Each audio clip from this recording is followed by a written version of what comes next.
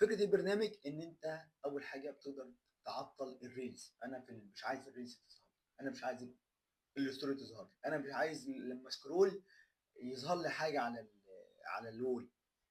دي انا عاملها على اللابتوب ليا حوالي 3 سنين. اللابتوب بتاعي ما بيجيبش اي بوستات بتاعت اي حد واي صفحات ولا اي فيديوهات ولا اي حاجه.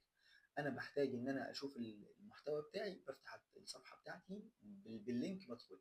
في ناس معينه متابعها حافظ اللينك بفتح اللينك، في صفحات معينه انا بديرها بدخل على اللينك بيطلع لي المحتوى بتاعها. لكن فكره ان انا الاقي محتوى بسكرول كده ويظهر لي محتوى مش موجوده. بشوف المحتوى ازاي؟ بشوفه من الموبايل ومش دايما يعني.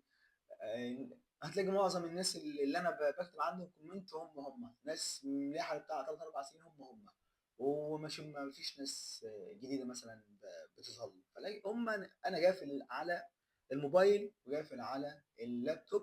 من وقت للتاني بفتح مثلا التيك توك مثلا او اليوتيوب بحيث ان انا ايه اشوف مثلا حاجات جديده. لكن الفيسبوك اقفل.